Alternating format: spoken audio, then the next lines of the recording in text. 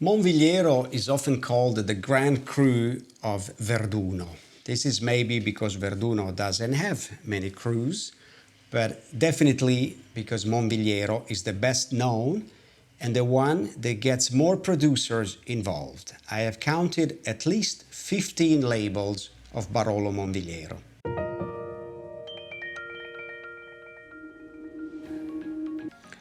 When you drive from Cantina di Roddi at the bottom of the Barolo Valley up the hill towards Verduno, you see Monvigliero on your right side. It is in fact a beautiful exposure, mostly oriented towards the southeast.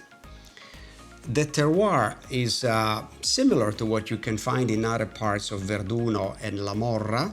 It's a lamellated clay, but lower in clay consistency, in active clay, than other parts of the Barolo appellation, about 8% of active clay versus 10 or 12%.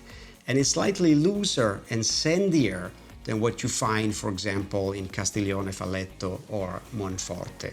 So it's a light, clear, slightly sandy version of the classic Barolo terroir. Everybody knows that this results in Barolos that are a bit thin, but very beautifully perfumed.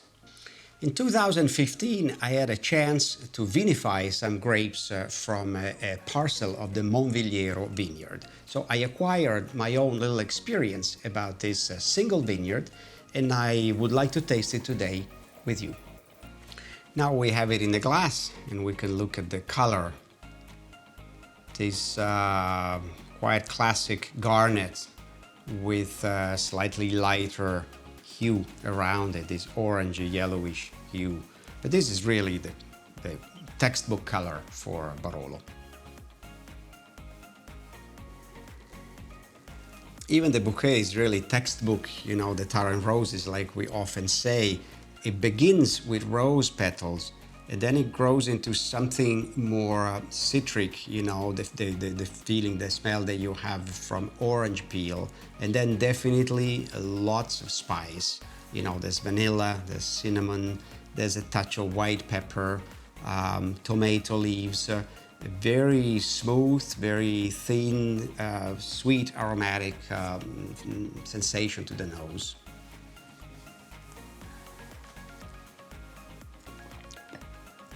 When you taste it and then swallow it, you know, sometimes with Barolo we expect a big punch at the beginning, and then the Barolo that dies out very slowly with a long finish. This is almost the opposite. It's Barolo in reverse. It starts out soft, slightly thin, and then it grows into something bigger. The tannin shows the grip more in the aftertaste than in the first taste. So this is really beautiful, the way it grows in your mouth. And there's a touch of oak, but very decent.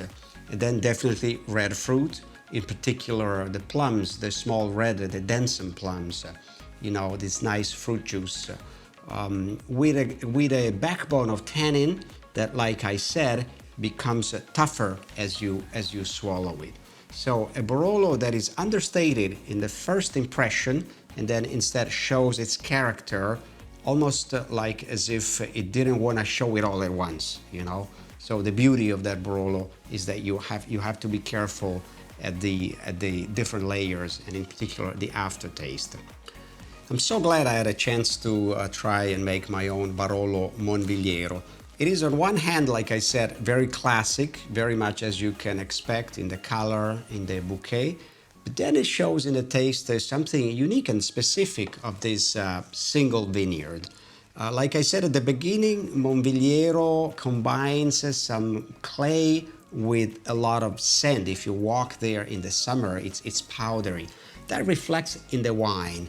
The wine is soft and smooth, slightly understated, but then it shows this beautiful elegance, this softness, filigrane tannins, and it comes together really beautifully, gentle, soft, friendly, beautiful to drink. So it's on one hand very classic Barolo, on the other hand a unique expression of its own terroir. And this is why when people fall in love with Monvigliero, they want to have it again and again.